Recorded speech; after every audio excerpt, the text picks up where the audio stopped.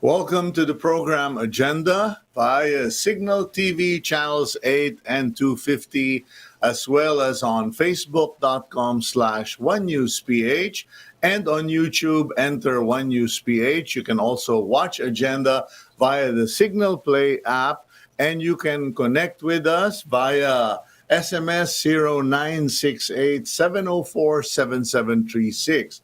And thank you to PLDT for their fiber-only internet. And today is May 13, 2021, Thursday. I'm your host, Cito Beltran. Forgive the Kermit the Frog voice every now and then. Mukha pong lumalabas itong we have discovered actually, na-discover ko lang po na other than COVID-19 and all that, meron pa rin namang ubo, sipon at trangkaso. And my wife and I essentially got that towards the weekend, last week. And hindi nga namin malaman kung COVID o kaya flu-like symptoms from the vaccine or kung sipon, ubo, trangkaso. And from what I'm monitoring, it seems to be one of those that where you get a bad cold, a very slight cough, no fever, pero malingering, hindi basta-basta na aalis. But after 4 days of taking lots of vitamins, rest, etc., my wife and I are recovering. And napansin naman nyo, tuloy-tuloy ang agenda. I did not disappear, so thank God for that. And thank you to the Team Agenda for managing things while I have been addressing other issues. In any case, May 13, 2021, what are we going to talk about today? Well, very interesting. Many people think that the Food and Drug Administration is just about vaccines and emergency use medicines katulad nung leronlimab, nung remdesivir, nung hydroxychloroquine, etc., etc. But the FDA, the Food and Drug Administration, tackles many other stuff. And part of their responsibility is to study, evaluate medicines, all medicines, products, food, etc., that Filipinos will end up consuming, and to determine whether the claim of the product is true, if it is helpful, if it is safe. It seems that a long-known ugly secret has been revealed by none other than the anti-red tape authority, yung ARTA ba, na matagal na pong sikreto ito na hindi mailabas-labas ng mga naapektuhan. There are many companies in the Philippines and they have filed applications with the FDA for way back as long as 2014, if not older. And I've spoken to some of them in the past, and they have said sometimes it takes 2, even 3 years for the FDA to go through their applications, etc., depending on the product. Food, faster. Medicine, longer.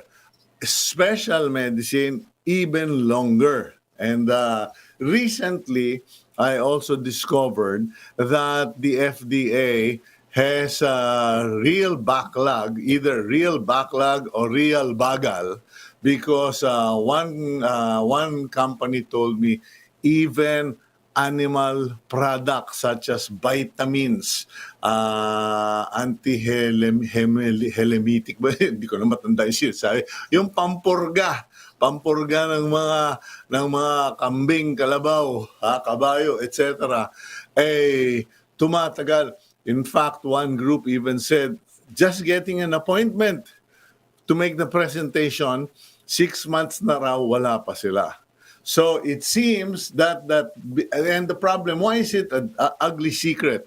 Because many of the companies couldn't go out in the open and complain. Siyempre, they don't want to risk the approval of their product or further delay if the FDA people got angry with them.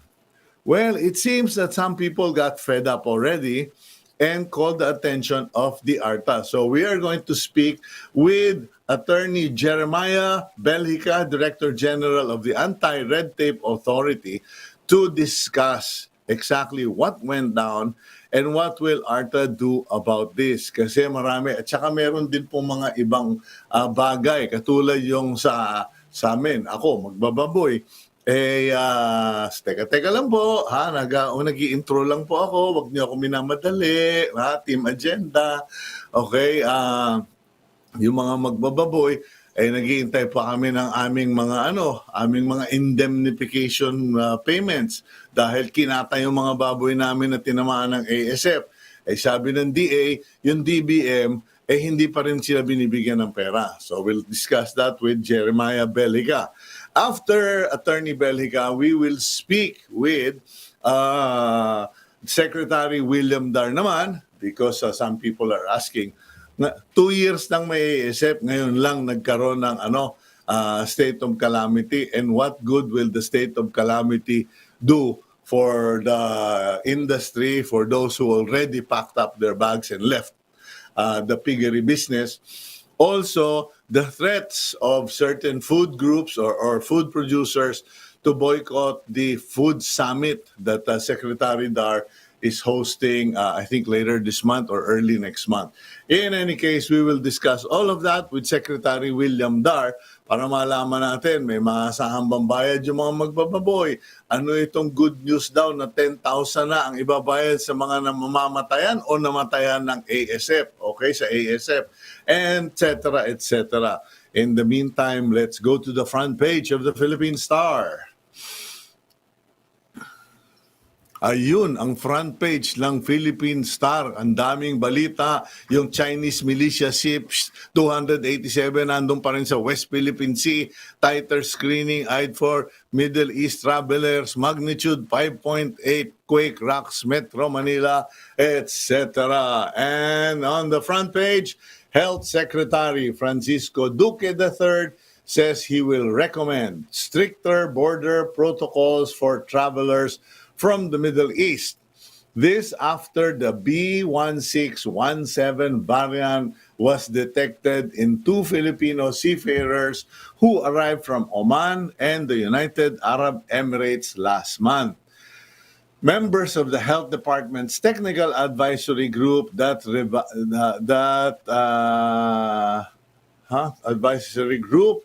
revising the border protocols could help minimize entry of COVID variants into the country. Okay, that's a good move. Stricter border protocols, pero hindi travel ban. Mukhang ganun ang mangyayari. Kasi if you say travel ban, you say travel ban. If you say border protocol, it is probably stricter testing, quarantine, longer quarantine, etc. Ang comment ko lang po sa balitang yan, sa announcement yan ni Secretary Duque, parang replay of 2020 when nakapasok na yung may tama ng COVID na masyal na, nagkalat na ng lagim, tapos nagdidebate pa sila ng whether to close the border to China. And ayun, so once again, with feelings. Anyway, meanwhile, the camp of Vice President Leni Robredo denies the claim of former Senator Antonio Trillanes IV, saying that the Vice President is preparing to run for Governor of Camarines Sur. The camp says Robredo has not made any decision and still remains open to running for president in 2022 polls. Ayan. And in case you're wondering what is this all about, Senator Trillanes came out with a statement yesterday or late the other day, that in addressing the one sambayan o isa sambayan, weird yung pangalan group, na kung hindi tatakbo si Leni Robredo as president dahil mukhang nagbabalak siyang tumakbong gobernador ng Camarines Sur, kung maaari, if it is possible, for the coalition of the opposition to consider him as their official candidate for president in the 2022 elections. Trillanes further said that in the event that the Vice President Robredo decides to run for president, he will graciously give way. Para bang yung ginawa nung isang barangay captain, 'di ba? Na ngayon ay USEC na yata, si Martin Dino, where he filed his candidacy for president under their party and then stepped aside for Rodrigo Duterte to come in. Ang tanong dyan qualified ba? Pwede ba? Etc. etc. In other news, the Commission on Audit reports that Bangko Sentral ng Pilipinas Governor Benjamin Jokno and Solicitor General Jose Calida were the highest paid government officials last year. Jokno received a net pay of 19.79 million pesos in 2020, while Calida had a net pay of 15.66 million pesos. Okay, it's good to know that several of our government officials are being paid well. Actually, pag inaral naman ninyo, to be fair, no, with the caliber of Ben Jokno, with what he has done for the country, for Central Bank, 19 million, he would probably get much more than that in the private sector. Okay? As for Attorney Calida, well, 15 million, ma-average siya ng 1 point something million a month. Pwede lang. Actually, maliit pa yun. Kasi maraming abogado dyan. Yung abogado de Taranta, abogado de Campanilla. Nako, mas malaki po ang kinikita. So, I just want to be fair about it and give perspective to that. Okay, and besides which, salaries, if they work for it, they earn it. It's not really an issue. Ang dapat nating gawing issue ay yung mga taong binabayaran ng pagkalalaking pera, tamad na, mabagal pa. Okay, so speaking of katamaran and kabagalan in government, let's now welcome the man na galit. Yung hindi naman to binata, yung batang opisyal na galit sa tamad at sa mabagal, Director General of the Anti-Red Tape Authority, Attorney Jeremiah Belgica. Attorney, good morning. Good morning, Sir Cito. I hope everybody's safe. Thank you for having us again. Okay, well, actually, to be honest, I've been trying to get you since last week, since this pumutok itong storya na ito, na hinahabol ninyo yung FDA. Well, maybe habol is too strong, pero you called the attention of the FDA regarding the delay, the unusual delay of processing the application of 600 pharmaceutical products or medicines. Would you be kind enough to give us the background on these cases and how it got your attention? Sir Cito, thank you. No, so since I started in ARTA in 2019, FDA is one of the agency of particular interest for obvious reasons, no, because a lot of our essential goods, no, food and medicines, really goes through FDA. So there have been some reports, some unverified reports. Marami ho kasi nagsasalita, hindi naman nagbibigay ng affidavit na mabagal at mahirap. So what I did, maybe in my first month, was I conducted a surprise inspection in the office of the FDA. And lo and behold, I realized that the rumors were actually true. That hindi ka pala makapasok sa opisina niyan para yung it's really closed down and they really do not allow anybody inside. And just to point out, this was pre-pandemic, So ARTA, being a new agency, I tried to even introduce myself to the guard, and only I went through all the process, and then eventually I think some of the people recognized and realized that, I was the ARTA Director General, so they let me in. So that was my first experience with them, and that was maybe August of 2019. Mm-hmm. And then I started to see and to began to realize, the difficulties that they had in FDA. Number one, at that time, they really didn't have a director general. They only had an OIC, director general at that time, meaning hindi ka pwede mag-appoint. Ang pag OIC director general ka kasi, Sir Cito, Yeah. marami kang mga limitasyon eh. No, hindi ka pwede magpalit masyado ng tao, hindi ka pwede mag-appoint, no. So and also they were really challenged at the time with their internet connection, their automation, and all of those sorts.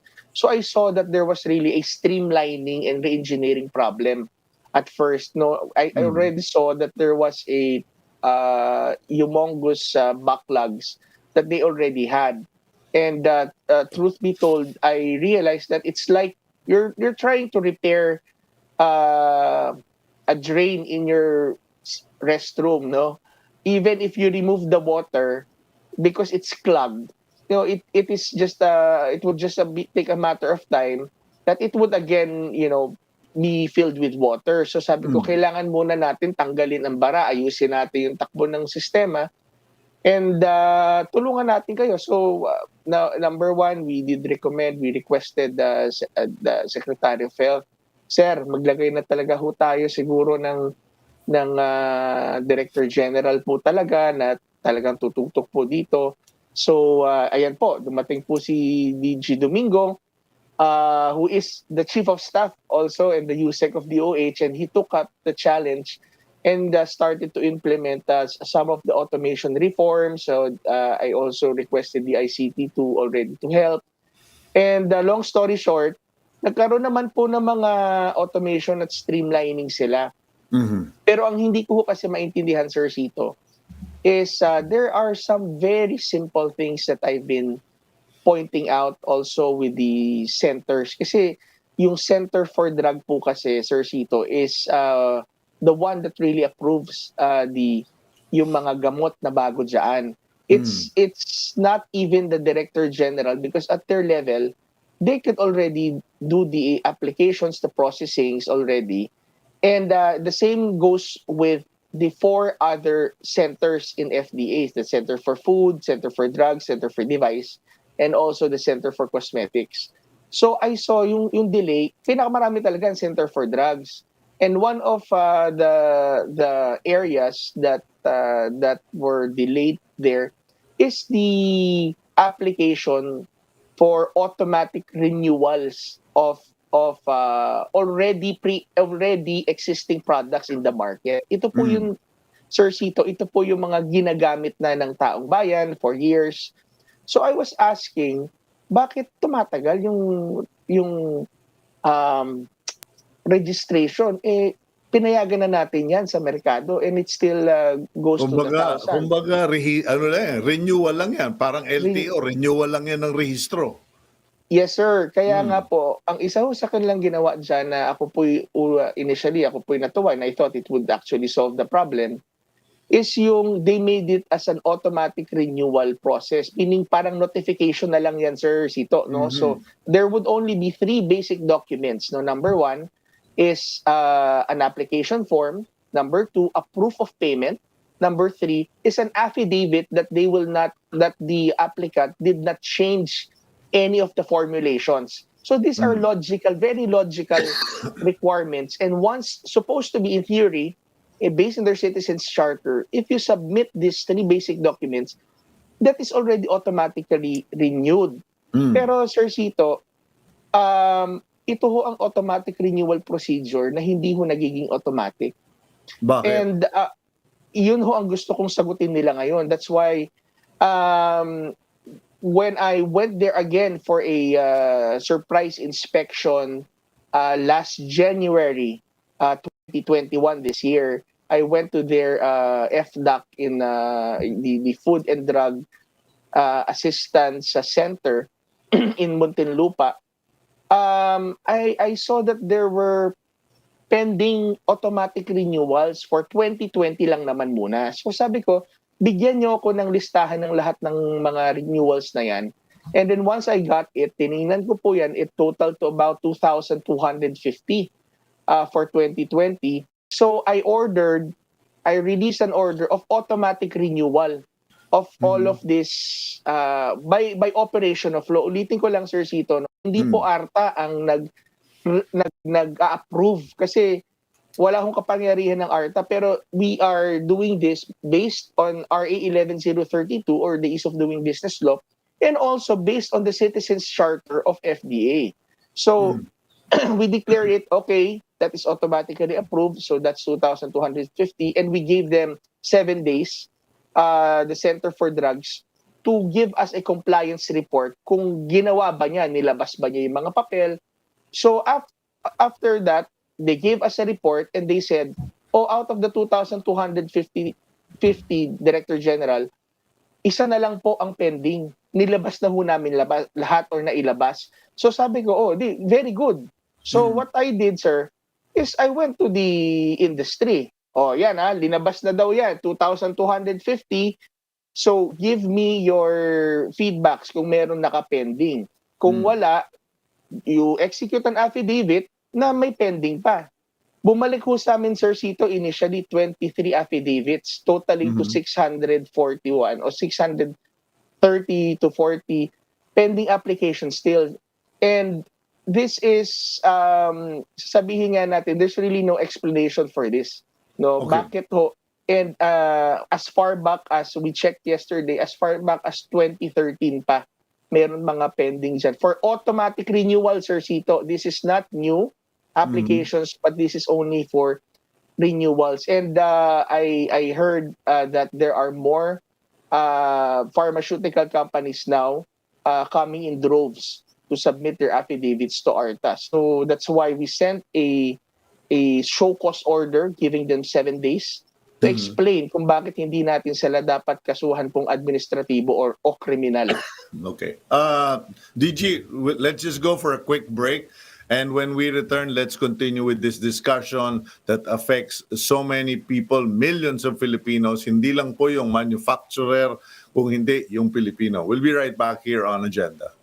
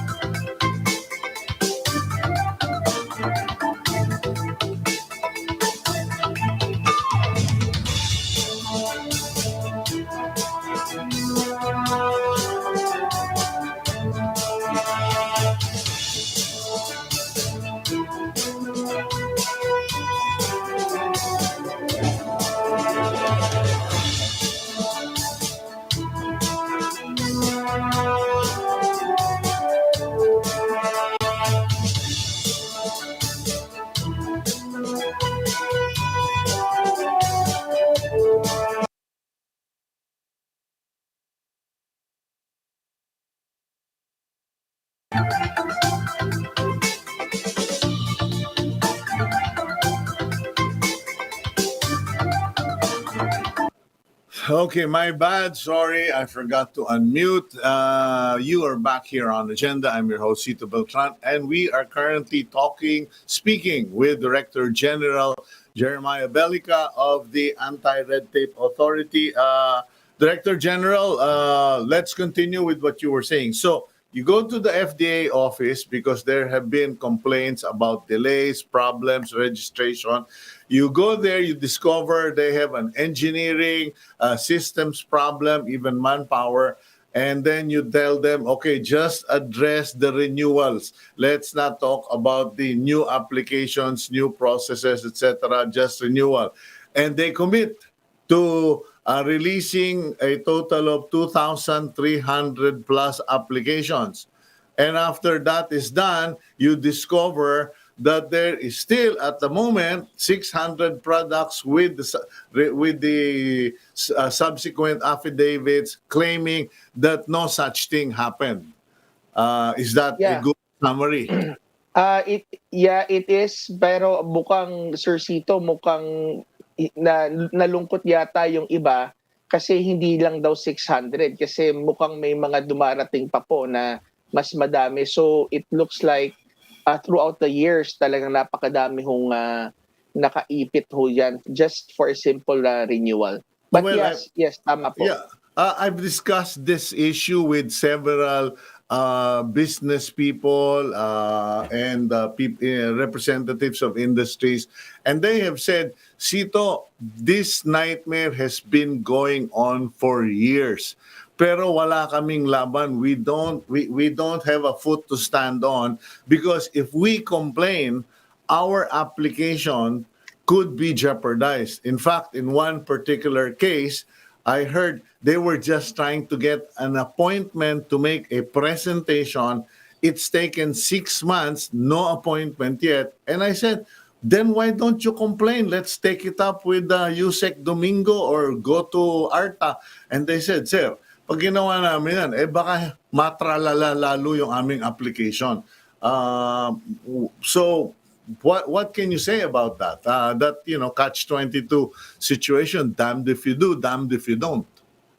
I agree with that observation and that experience because marami ho talagang mga magko-complain sa Facebook, magko-complain in social media, but very rare that you would be able to find complainants who are even willing to put it on record. Because when the complainants... Can the Yeah. ARTA, sorry DJ, pasensya ka na, I Yeah. don't normally interject, pero in this case, kung you have an investigative team, I know, siguro isa, dalawa yung team mo, pero if people actually went to you in private and spelled out, showed you the documents, can the ARTA on its own take action and file the cases? Ano tawag nun? Ikaw abogado, promoto ba yun? Or Moto something? proprio. Ay, moto proprio. Yeah. Oh. Tama po yun, Sir Cito. Actually, the 2,250 that we automatically approved in January was not the first that we did. Moto proprio. Moto proprio po yung automatic approval na ginawa po namin. In 2019 also, we declared 3,250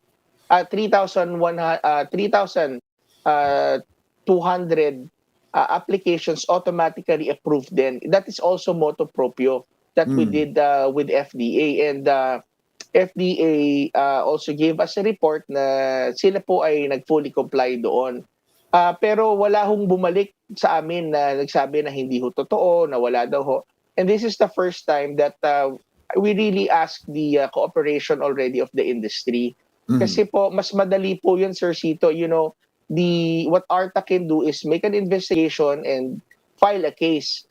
If we file a case with the ombudsman, and the ombudsman would make a finding of fact inquiry. So hahaba na naman doon, walang maparusahan kasi kulang ho yung affidavits namin. So pero ho sa Ghana po ngayon, Sir Cito, ang maganda dito mukhang nagsama-sama na talaga sila, and we really spoke to them. Look, kailangan ayusin natin ito kasi pagka hindi ho tayo naglakas loob talaga na to really step forward, then this would just continue. And if we do it together, then it's easier for us. So just to point out that the ARTA law, the new ARTA law, only has a two-strike policy, meaning for the first time, na inipit ang papel po ng isang aplikante at hindi po inaksyonan, suspension of 6 months.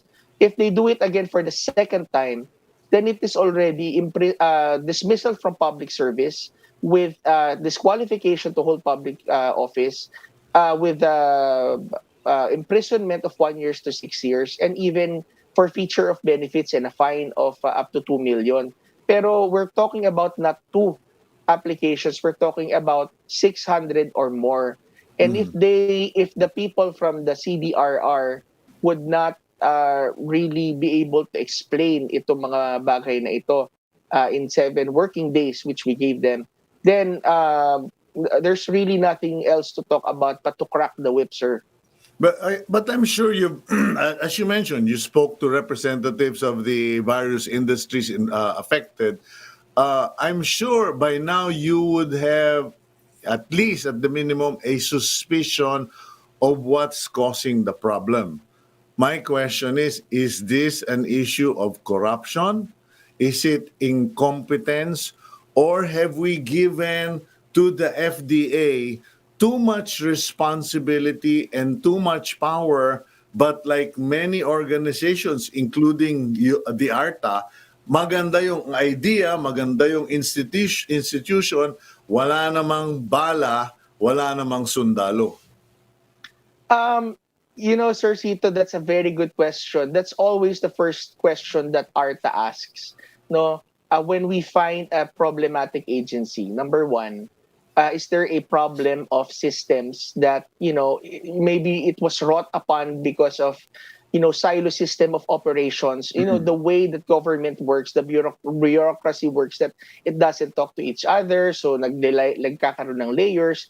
At maayos lang ba by simply addressing this institutional by conducting institutional Deficits. engineerings, no, Yeah. engineerings and streamlinings, then and secondly, if there is a lack of manpower or lack of budget, kung ito po na-address, and we do believe that FDA has been requesting for more personnels. Thirdly, kung kulang daw ba sila sa budget, kulang ng mga centers. So we do acknowledge always, kasi lagi actually, Sir Cito, hindi lang exclusive yung dahilan na yan sa FDA. Lahat sa amin sa gobyerno, yan po ang aming hinaing. But, Sir Cito, if you see simple things that you have pointed out already na, look, it's not your responsibility already na ipitin ang automatic renewals na kompleto na ang dokumento as far back as 2014. I even tell them, huwag mo nang ipitin yan para mabawasan ang trabaho ninyo. Pag nag-ipit kayo ng libo-libo, isa-isa nyo pang tinitingnan yan na pinapahirapan ninyo, wala naman kayong i-inspect dyan. Papel na lang yan. So it doesn't now But become a bureaucratic problem. Yeah, but why are they doing it? Because when you use the word ipitin to hold it back, yeah, you are either suggesting there is corruption, or there is fear, or there is an agenda. Kasi may nagsabi na sa akin yan, director, no, DG. Someone already told me, Cito, there are groups inside the DOH and the FDA, etc., that are pro this or pro that. Kumbaga, yung bang mga pro natural versus pro synthetic, mga ganyan. They are parang standing as gatekeepers na hindi lulusot yung particular type of medicine, etc. Now, what is it? Is it corruption? Is it fear of making a mistake and having to pay for it? Kasi may mga government employees din na ganyan. Ayaw nilang makasuhan, madali pa yung kanilang retirement fund, etc. Sir Cito, I would say probably a mixture of all. On the corruption side, I don't want to preempt myself because there's already an ongoing investigation on this, and I would sa inyo ko po uno sasabihin ito na all of the employees or government officials that ARTA would now be filing a case or investigating would immediately also be referred to the PACC for lifestyle checks. And automatic na po yan, Sir Cito, kasi ang corruption po tsaka red tape magkapatid po yan, eh. Ibig sabihin kung humahaba ho ang proseso, nagkakaroon ng pagkakataon ng mga taong humanap ng ibang paraan how to, make things faster by greasing it. So, Mhm. whether na natatakot sila o whether ito po ay deliberate because ang point is iniipit mo, eh. Huwag mong Mhm. pasukan ng agenda mong iba yan kasi nasa batas na yan. It's already in the rules. So, Sir Cito, it's true. We also have some leads that we are discussing already with our investigation team. And I cannot really discuss the details because I think this is already subject, a lot of entrapment and also subject to fixing and everything. So, pero masasabi ko ho na kapag ganyan ho kahirap ang proseso, minsan ang private sector, they also is already looking, sino ba pwedeng makausap diyan? Ano bang pwedeng gawin dito? Kasi sa hirap na rin ng proseso. So, halo-halo na po yan, Sir Cito. Yeah. But at the end of the day, ang sagot ko ho diyan, kung ano pang dahilan mo, 'wag mong ipitin yan papel kasi Mhm. approved na yan eh, sinabi ng batas. Okay, Director General, from the little I know of what's happening there, I know that it affects so many businesses. Sa inyong pagtingin or assessment, how much injury, damage, or lost opportunity have these delays since 2013, 14, 15, 16 onwards cost the Republic and the Filipino people? Kasi maraming tao iniisip, hindi, corruption lang yan. Iba itong nangyayaring ito dahil these are medicines that save cancer patients. These are medicines that help farmers, etc. and products that make life better for ordinary Filipinos. Um, meron ho kaming terminology. We have a terminology in law, no, Sir Cito, beyond pecuniary estimation, I would say. It's really hard to assign um, monetary equivalence when we're talking about the lives that probably would have been saved and or sickness that would have been addressed sooner because kung naaksyonan po mga ito as a matter of economic for economic equivalence, well, automatically we already have easily we have 40 to 50 companies already na hindi ho tumakbo yung kanilang mga produkto na kanila na po before na ginagamit at pinapagamit sa taong bayan. So, easily po na masasabi natin daang milyon o kung hindi ho bilyon na ang nawala po dito dun sa ating mga pribadong sektor. Pero I think the bigger issue here, which really this really gets me, Sir Cito. Yeah. In the time of pandemic, we have this kinds of problem with our regulatory agency of drugs that they should be more compassionate. So, that's it, sir. That's I'm really Yeah. heartbroken. I'm sorry. Yeah, no, I understand. That's why ikaw na maiiyak ka. Ako, gusto ko magmura pero bawal sa ating mga Christians yan. Ano ngayon? Here's my point, Director General.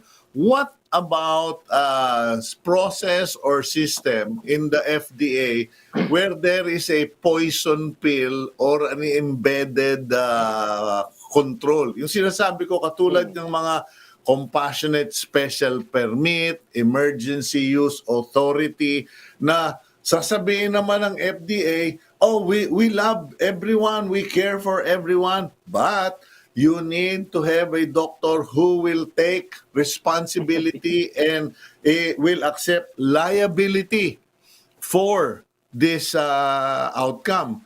Sabi ng mga doktor sa akin, Cito, anong compassionate doon? And I've written about this, Director General, because their point is, that's not compassion, that is still bureaucracy, hypocrisy. What are you doing about that? Yung kumbaga para mapadali at maalis yung sa pananagutan sa doktor kasi desperate ka na nga, emergency na nga yan eh. Sir Cito, linawin ko yung role, ARTA's role when it comes to all of this entanglements that I would say that FDA has been into, no? Because it's very easy for some to misconstrue that, ARTA is playing doctor or scientist. No, we're making sure that the bureaucracy is running, because it doesn't take a doctor, it doesn't take a scientist to know if a delay is happening. Needless to say, our role in this compassionate CSP and everything, these compassionate special permits are resorted to as an emergency measure, because in order for you to get the product used faster than usual, because what is the usual actually is the a certificate of product registration. Now, if you could get that certificate of product registration in accordance to the prescribed processing time as written and prepared by FDA itself, bakit ka pa magtitiis lang sa CSP? So, Sir Cito, here is, ARTA's role is to make sure, look, if you say na 20 days yan sa certificate of product registration, sinabi mo na 1 month yan sa certificate of product registration, gawin niyo yan, because the hospital might just say, why settle for CSP? Why not use the certificate of product registration? Okay. The simple answer, Sir Cito, is because the normal process takes so long. It would take even sometimes years para ko makuha yung certificate of product registration. Okay. Magtiyaga na lang ako sa CSP. Okay. So Thank kami you ho, very sir, Yeah. sinisigurado namin, tumalima ho kayo dun sa inyo pong mga proseso. At Okay. kung i-reject nyo yan, i-deny nyo yan, it's not really our position to say, hindi mo dapat dinina yan. Ang sinabi lang namin, aksyonan mo yan sa tamang panahon, dahil ang red tape sa panahon ng pandemya nakamamatay. That's what we Okay. always tell them. Thank you very much, Director General Jeremiah Belgica, and please keep on pounding, keep on knocking at the door, and keep doing your job, because you are really helping a lot of Filipinos. Have Sir a Cito, good day, very sir. quickly, sir, can I just call on Secretary of Health and DG Domingo, linisin na po natin yung mga ranks natin, dahil wag na ho natin patagalin. Ito na pong pagkakataon natin. Okay. Thank you very much. Well said. Yan po si Director General Jeremiah Belgica. And now we move on to Secretary William Dar of the Department of Agriculture. Okay. Ayan na po. Secretary William Dar, good morning, sir. Magandang umaga po, Cito, at sa lahat po na viewers po ninyo, good morning. Okay, sir. Kasama po si Director Reldrin po dito. Yes, sir. Dr. Morales yan, di po ba? Okay. Good morning po. Nakamask kasi. Okay. Secretary Dar, na-approve na yung declaration of the state of calamity 2 years after the fact. What are you hoping to achieve with this declaration? What does it give you, and what can you in return give to hog raisers? Yes, Cito, you're right that this proclamation number 1143 can elevate the game in this fight against African swine fever. Number one, LGUs now can utilize their calamity fund to help us buy more of the PPEs, strengthen their border quarantine checkpoints, hire more human capital to do surveillance and monitoring. So there is a more proactive strategy, properly capacitated ang mga local government units who are really the frontliners in food security. Okay, now, lilinawin ko lang, Secretary Dar, because we've monitored your pronouncements, and in some interviews you've given in the last 2 days, you said, and as you mentioned earlier, the LGUs can now use their calamity funds to help the local hog raisers. Now, the question is, what about yung mga victims of ASF in the past, before this state of calamity was signed by the President? May aasahan pa rin ba sila yung naipangako nating indemnification fund? Okay, Cito, let me give the facts. As of now, we have now paid 1.5 billion pesos worth of indemnification doon sa mga apektado ng African Swine Fever. Mayroon pa rin kaming utang na 461 million pesos.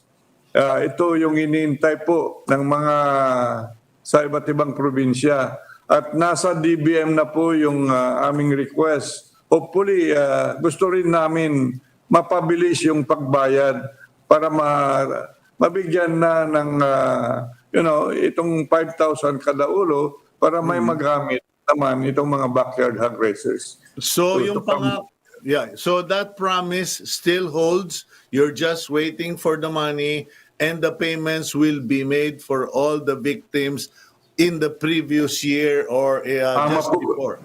Yon. Tama po kayo, Sito. Lahat po ng backyard hog raisers na properly validated po dito sa at na-depopulate ay mababayaran po sila. Okay, nililinaw ko lang, Secretary Dar, kasi alam mo naman, sumusuporta ako ng Department of Agriculture. The reason I am hammering this issue is because yung mga tiga-DA din in the regional umiiyak dahil sila yung minumura, hinihiyawan, inaaway ng mga magbababoy na naghihintay ng pera. Next question is, when exactly are these payments going to roll out? Because alam ko na yung sinabi ni Dr. Morales in our last talk, nasabit dun sa budget yung change of year, sumabit yung budget. So now you're expecting a new release from the DBM. When will the payments start happening? We will talk with DBM, particularly through Secretary Wendell Abisado, na bibigyan nila po ang attention at suporta na itong at release itong 461 million pesos na utang po natin sa kanayunan. So we just to be on the record, Secretary, the delay in payment is anywhere from 6 months to 1 year na po no, sa mga hindi pa nababayaran. Tama po, at ang daming mga procedural issues na dinaanan nito. So talaga yung bureaucracy natin. Okay, now tungkol naman dito sa hayaan nyo, kasi ako naman ang pupunta sa ARTA para i-complain ko yung DBM. In any case, pasensyahan na po, no? Kasi ako inaaraw-araw din dito ng mga kaibigan natin sa pagbababoy. Now, what is the good news? Because I've heard you made pronouncements, many of which you've said on the program, but what is a game changer now that we have the declaration of state of calamity? Okay, one game changer ngayon po ay nasabi ko na yung enhanced quarantine checkpoints, Yeah. more human capital to be involved, at yung proactive surveillance and monitoring. Mayroon rin mga gagamitin na yung rapid test PCRs. And another thing to highlight now, Cito, and this is really giving us more hope this time around. Itong pagdating ng testing ng bakuna against African Swine Fever, we are in partnership with the Sotis company, a US vaccine company, testing the vaccine in 10 commercial farms. And the observation or the clinical trials here will be done for the next 84 days.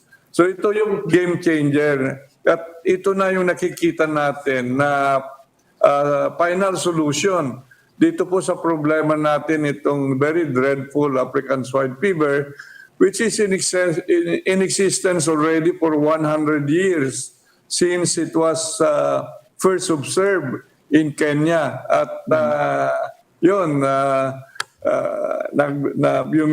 nagbiyahe siya from Africa to Europe to Asia. So now the vaccine that is being tested will be considered the best game changer. Okay, are we a pioneer test site or nagamit na ba yung vaccine na yan sa ibang bansa? Sige. Sir Cito, yun pong bakuna ay dito pa lamang po sa atin ito unang itinrial ng manufacturer through CITES. Okay. So we are the pioneer test site and kasi alam naman nyo, pagdating sa pagbababoy, medyo nag-aaral din ako. Ngayon ko lang nadinig yung vaccine na yan in a commercial farm and if I heard correct, 10 commercial farms for the clinical trials here in the Philippines. So how soon, if all goes well, Dr. Morales, how soon do you expect, will this be commercially rolled out or will this be a government program much like the COVID vaccine is being handled only by government? Sir Cito, una po sa lahat, just for the information, yun pong prototype po na tinatrial natin ngayon ay dalawang prototype ng vaccine. So bali dalawang bakuna po ito kung tutuusin yung ating ina-undergo ng trial dun sa 10 commercial farm. Ang trial period po ay maglatagal ng 84 days pero dahil nga po yung 10 farm, hindi naman sabay-sabay yung pag-roll out po nito, no? Kasi yung mga tao, mga technical people who are involved, hindi naman simultaneous po ita-trial to. For that reason, medyo mag-extend po siguro yung 84 days, give or take. Pero ang tinitingnan po namin, mahaba na po dito yung 3 months at ang tinitingnan po natin una dito ay yung capacity ng bakuna na mag-develop mag-elicit ng antibody response. Ngayon po, assuming po na maayos to, maganda to, it will go po sa process ng registration at kung halimbawa po usually yung process ng registration ay tumatagal, we have a technical working group on vaccine and we have technical people from the industry. Upuan po siguro natin to and if the industry and the government agreed na kailangan gamitin to pending registration, by all means po it will be controlled use by the government basta't hindi pa siya registered. Okay, Mr. Secretary and Dr. Morales, we'll just go for a quick break. We'll be right back after this short reminder, sir. Salamat po.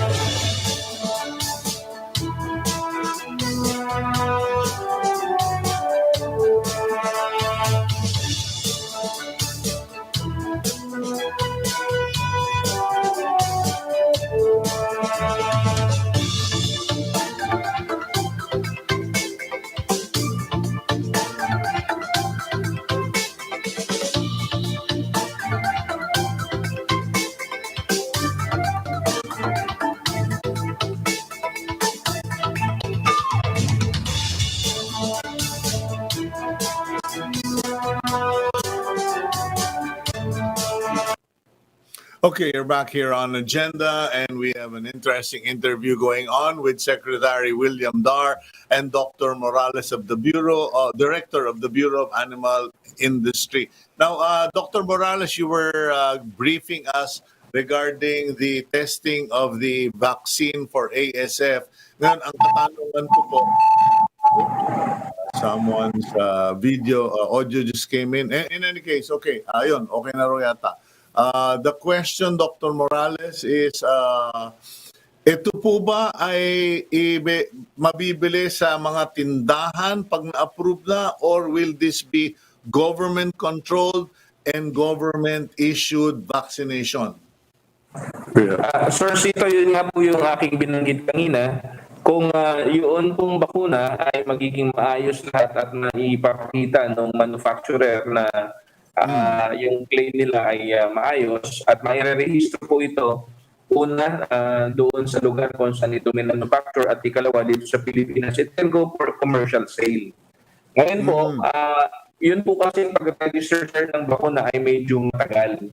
Kaya po kung ang sinasabi ko, kung komportable ang government at komportable po yung sektor, yung industry, na maayos yung resulta ng trial at yung mga scientists natin dito agreed na po pwede natin gamitin, pending po yung mga registration, it will be espoused by government. So government po yung mag-i-import ng bakuna at magmo-monitor ng paggamit niya. In this case po, government sponsored po yung paggamit ng bakuna.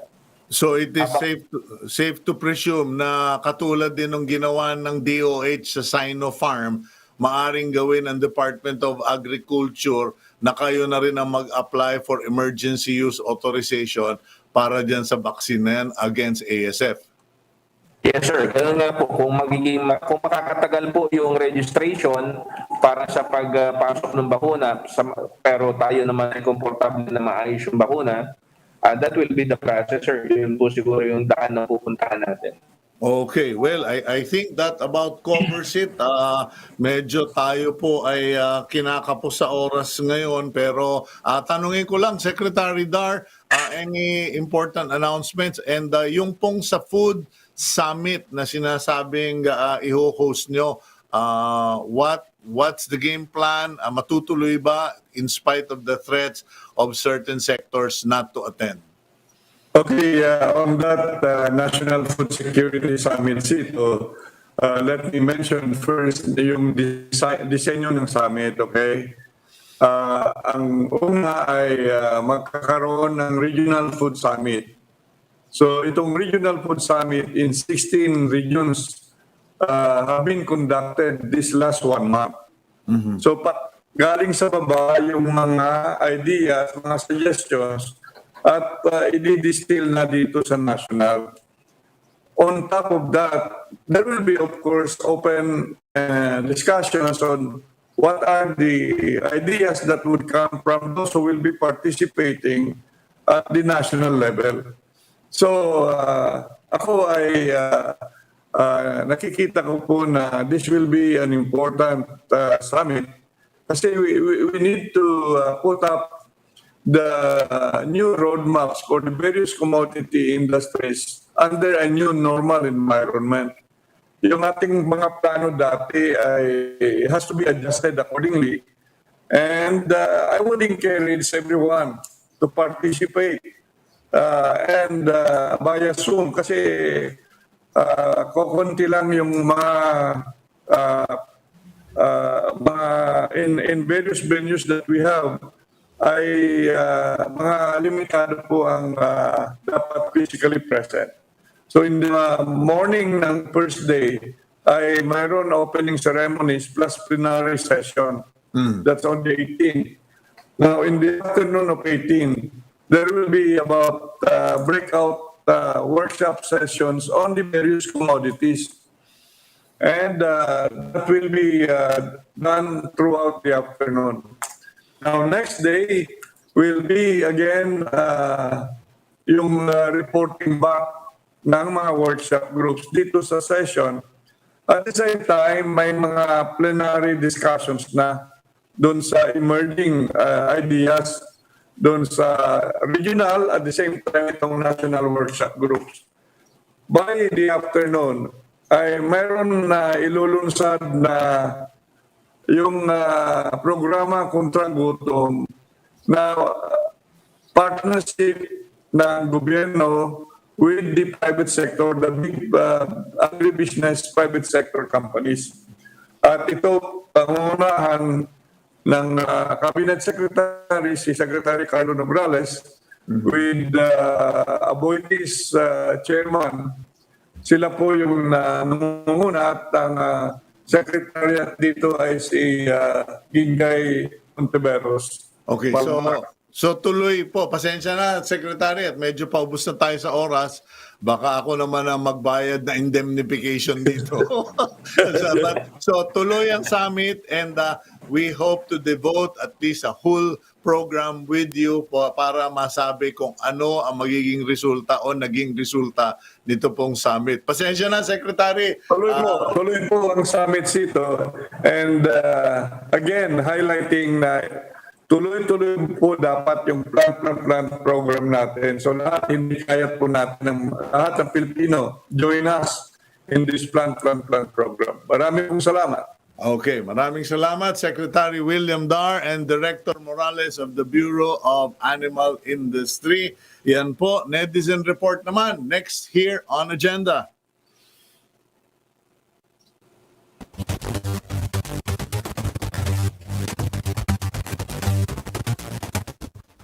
The word war between President Duterte and retired Supreme Court Justice Antonio Carpio on the issue of the West Philippine Sea bannered last week's headlines. That's why we ask your voice if you are satisfied with how the government handles the territorial dispute. Ivan de Los Santos says he is satisfied because nobody leaves the area and that the Philippine Coast Guard is doing what it can to protect our fishermen. Clint Gasulas Mondano also said yes. He says diplomacy is key in foreign policy. But netizen Rodel Logmao is not satisfied. He adds, quote-unquote, dahil naungkat na ulit ang issue ng West Philippine Sea, dapat magkaroon ng hearing ang Senate tungkol dyan. Ipatawag ang mga taong involved dito. Leox Abad expresses his frustration. He says, quote-unquote, ginawa ng mga sundalo ang dapat gawin. Kahit walang basbas galing sa Pangulo, gusto ng mga sundalo lumaban. We also ask how the tourism sector can recover in this time of pandemic. Mal Enrobea says that this is not yet the appropriate time. He says it's better to be cautious than to see the resurgence of virus. KJ Adolfo Paternoga laments that tourism around the world is slowly collapsing due to the pandemic, but says tourism can slowly get back on its feet and operate with the right COVID protocols.